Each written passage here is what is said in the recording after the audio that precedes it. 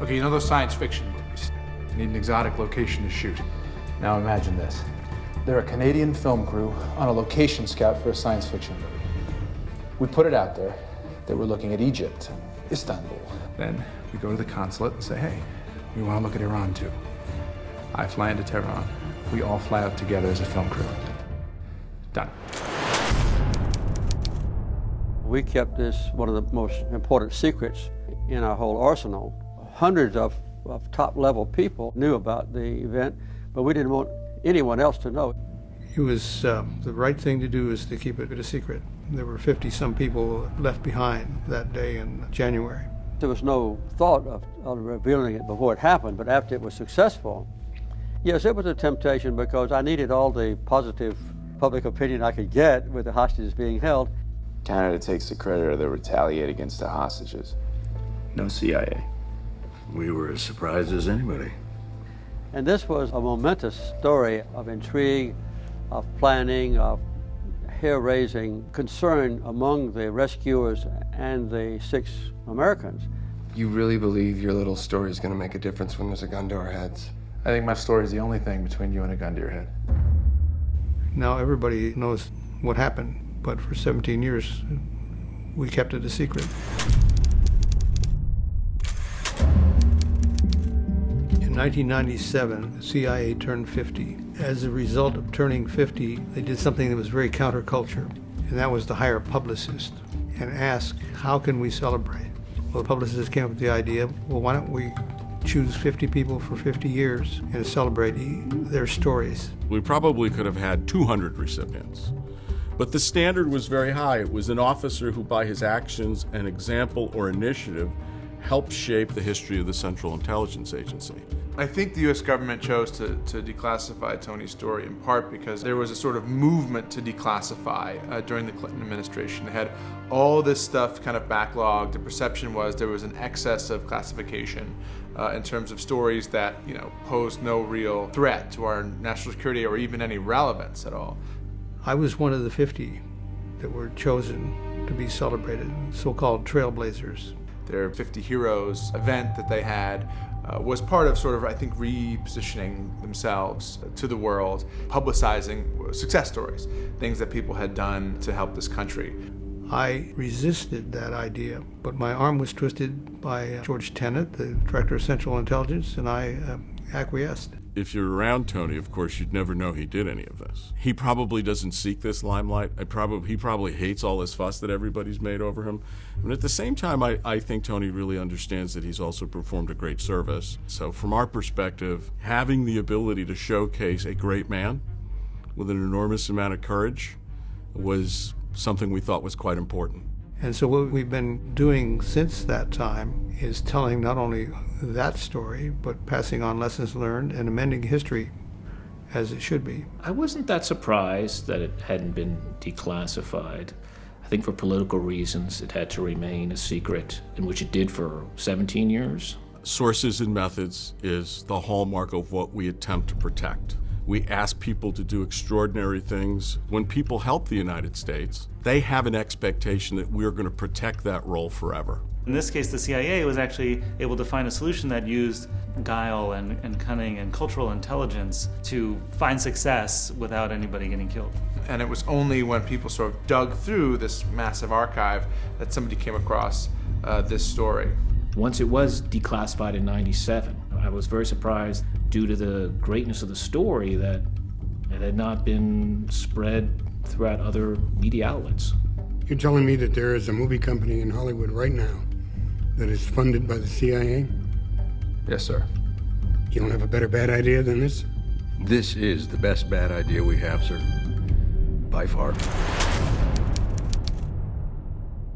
Basically, what I do for a living is I spend many hours surfing the internet and going to libraries trying to find very unusual, stranger-than-fiction stories. And what I do is I get the rights, go out and try to set it up as a movie. So I discovered Argo in 1999, and I was on the CIA website. They have a quarterly journal called Studies in Intelligence.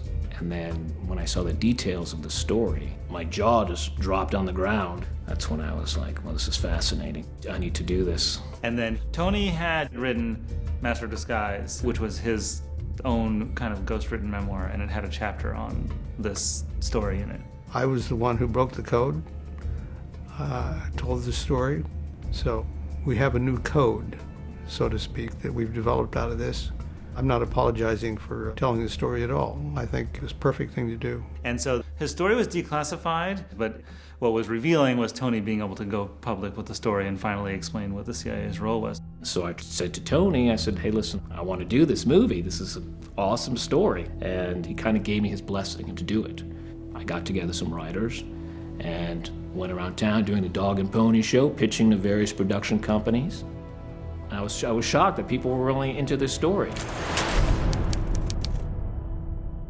After many years of basically knocking my head against the wall, being rejected from these production companies, I came up with the idea, just as Tony had planted in Variety and Hollywood Reporter the whole Argo ads, I thought to myself, I'm going to plant in a magazine the Argo story. He knew that I was interested in sort of unusual stories and capers and narrative nonfiction kind of yarns. And I said, hey, I think if we can get this in a magazine, that Hollywood would jump at it. And I thought, well, this is a great story, because he knew the basics. The movie part, I was like, sure, I guess, maybe that, I mean, I had no idea that was true. It turned out he was right, and it did make for a great film. I had given him all my research materials. I had tracked down all the diplomats and gotten all the historical information put together. He went to Wired, and they went for it.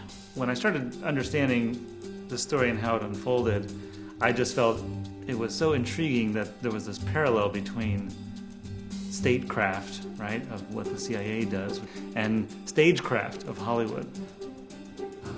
So you want to come to Hollywood and act like a big shot? Yeah. Without actually doing anything? No. You'll fit right in. It's one of those stories where it's happened 30 some odd years ago, right? So reporting is different than when you're doing something contemporary. You gotta do some more digging. It actually wasn't too complicated because it was a fairly defined group of people. There were the 6 house guests, there was Tony, some of the American kind of officials and the CIA and elsewhere. And it was just more sort of getting all the nuances and the detail. But ultimately, this was about the workaday, sort of grassroots CIA aspect, you know, and that was what was really fun. What surprised me most was how Tony, when I first reached him, he was flat and stiff as could be, which is kind of part of the CIA persona. You don't realize that they're not actually James Bond types. They're meant to, as he described, be the guy in the elevator that you wouldn't even notice is there. Ken, Taylor. Thank you for what you're doing. I was expecting more of a G-Man look. I think you're thinking of the FBI, sir.